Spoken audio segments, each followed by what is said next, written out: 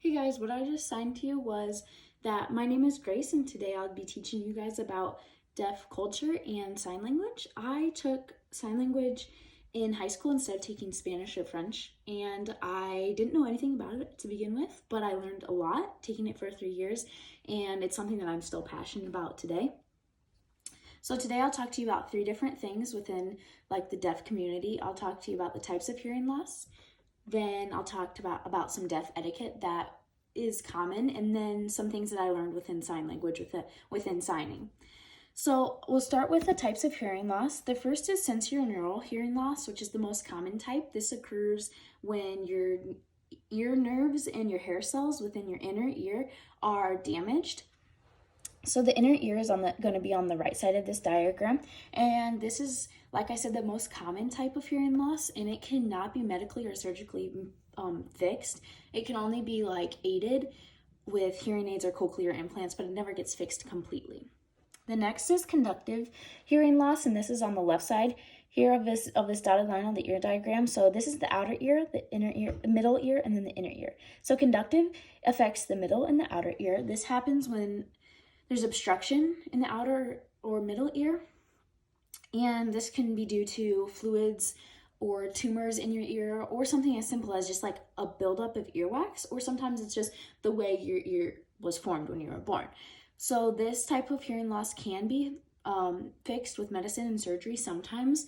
And then the third type is mixed, so that's a combination of both. So next I'll talk about the degrees of hearing loss. So if you have hearing loss, it may not be that bad or it may be really bad. So the first one is mild, and that is when you can hear everything except where you have difficult hearing soft sounds.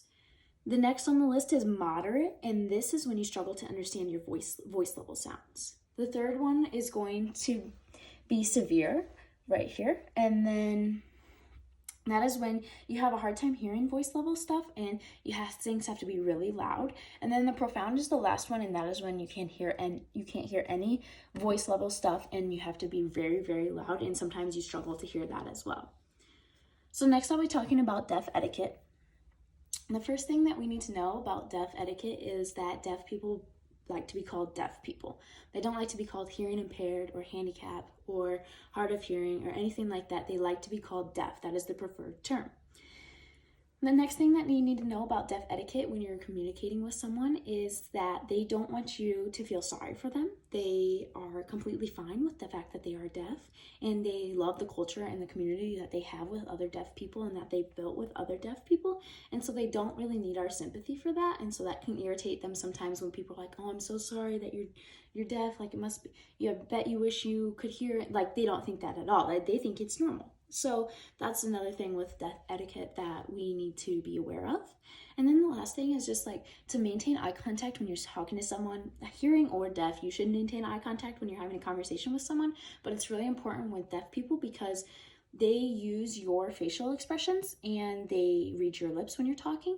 And so if you're constantly not making eye contact with them, they don't know if you're talking to them or not. And so it's really important that we maintain eye contact with them if you're speaking to them.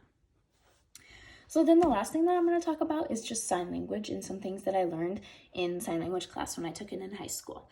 The first thing is that sign language is not universal. So there are tons of different sign languages around the world. And then in America, we call it ASL, which stands for American Sign Language. And even in America, there are differences in sign languages regionally. So people that sign in Michigan and Indiana may have different meanings for the same sign as people that sign in Texas and people that sign in Washington. So that's super cool, is that deaf people build these communities with people that are close to them, and they are able to have their own language basically, which is unique to them and different to everybody else. So that's super cool about that. And then the other thing that I found really interesting when I took the class is that deaf people have name signs. And so these are things that are given to you. It's like an honor to have a name sign in the deaf culture. It is something that deaf people give to other deaf people, or sometimes deaf people give to their interpreters if they're with them all the time. And it's just like a way to remember or to know who they're talking about without having to fingerspell their first and last name every single time, because fingerspelling in the deaf community is kind of frowned upon, I guess. It's not as common. You use name signs and you just sign with other signs instead of finger spelling or like writing out every single word. And so that's something else about sign language that I found really cool. So to conclude, today I talked about the types of hearing loss, some deaf etiquette that is common and that everyone should know, and then some cool things that I learned in sign language when I took it as a high school student. And the thing that I want you guys to leave with you guys, that I want you guys to remember the most, is that deaf people are proud to be deaf, and they are proud of their community, and they're proud of their culture that they have, and they're not looking for sympathy from anybody else. They're proud of who they are. So thank you.